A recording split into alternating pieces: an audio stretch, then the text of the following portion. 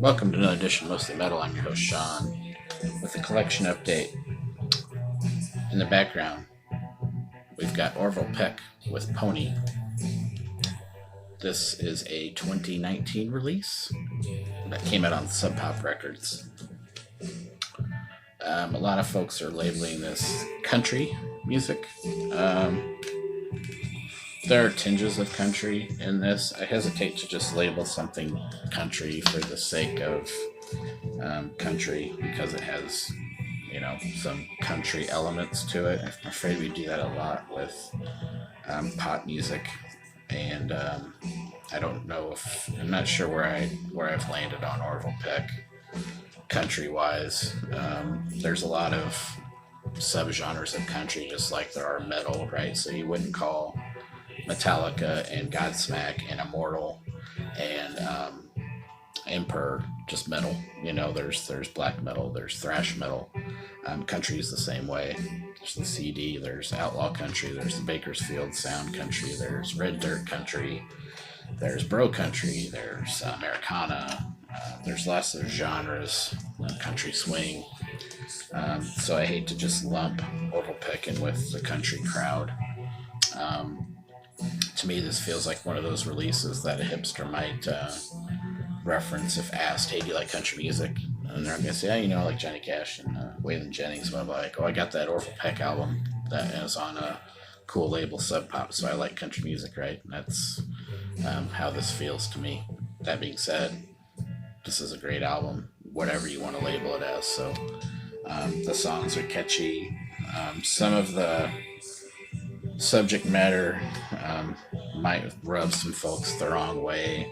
If you care about people's sexual orientation, Orville Peck has come out and said he's gay, and a lot of the lyrics tend to reference that. So if you care about that, you may not want this album, but I like it quite a bit. I don't really care about the subject matter so much because the songs are catchy and great. So if you're wanting to experiment a little bit with country music and you never have before, this would probably be a good gateway for you.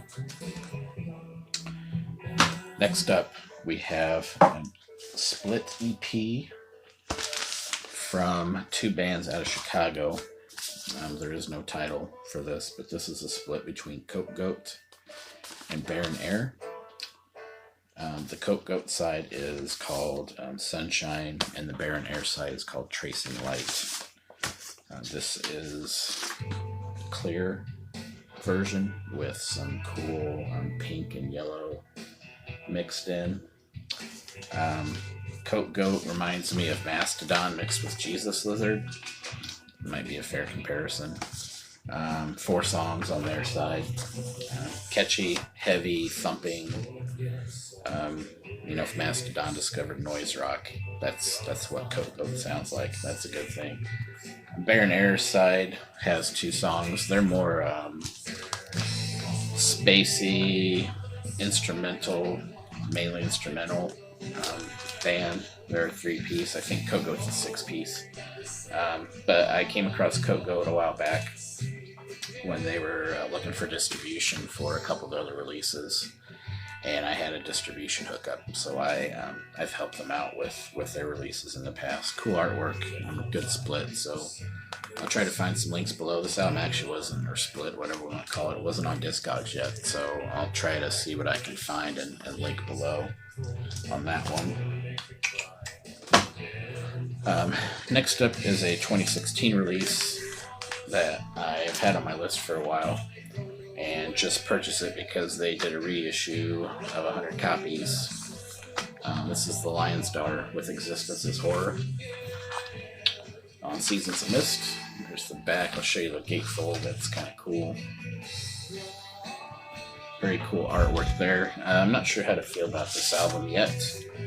I was pretty hyped for it. Green vinyl, green see-through, transparent vinyl. It feels a little disjointed at times. Black metal, death metal, and some other stuff mixed in. I need to spend some more time with it to really digest. The song Four Flies is excellent, and I wish the rest of this album sounded that way. So more to come on this one. I'm still not 100% sold on this band yet. I heard they're from St. Louis, Missouri, by the way. I heard their 2018 release, and I think they mixed in some like John Carpenter horror keyboards into the mix. So I think once they find their identity, they might be a little better. My only pet peeve are these fucking hype stickers. It didn't impact me on this release, but recommended if you like Tunes, Pig Destroyer, and Coffin Worm. These guys sound nothing like those bands. Pig Destroyer is grindcore. Tunes and Coffin Worm sound alike, but don't sound like these guys at all. So these kinds of things, I don't know why they bug me, but these hype stickers are very misleading sometimes. Last on this review video is a band that's been on my radar for a long time to check out. I don't know why I waited this long to check them out, but this is my first exposure to the ruins of Beverast. This is a band out of Germany. This is the album Aruvia, I think it's pronounced, on Vane Records. This is a red and black see-through vinyl. Very cool, evil-looking vinyl, and very fitting for this band and this release. Like I said, this is my first exposure to the band, and I put on side A, whatever they call it here, and got an instant creepy vibe from the band. Came with a poster with the cover art. And then this creepy looking dude here, kind of looked like the guy from Wicker Man, if you remember that horror movie. And it's very fitting because this music sounds like it could be the soundtrack to a horror movie. Came with a nice big colorful booklet with some lyrics and whatnot, but I got an instant creepy, uneasy feeling when I put this record on, and very few times has music ever done that to me, especially in this day and age, where you think you've heard it all. There's some tribal drums throughout this whole thing. It starts off with some weird chanting, some female vocals, I think, in there, just very, very creepy, like you're listening to some kind of weird seance that happened and some bad things were going on. But it gets a little repetitive, the tribal drumming, but overall this has made me an instant fan of the ruins of Beverast, and I plan to dig deep in their catalog. This came out in 2018, I believe, and it's their last full length, so I'm going to work my way backwards and check them out. So highly recommend this release. If you have not heard of this band, I know a lot of you black metal heads are like, how have you not listened to this band yet?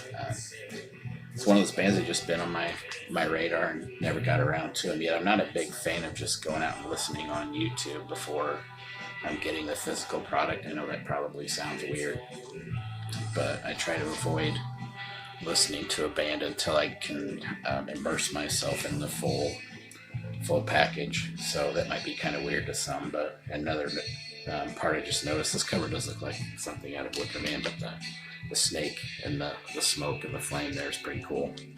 So check them out. That's going to be it for this edition of Mostly Metal. I got some cassettes and CDs I'm going to talk about here. I've got some books coming in the mail and some more stuff coming in the mail, so be on the lookout for my next videos. Y'all have a great day and stay safe out there.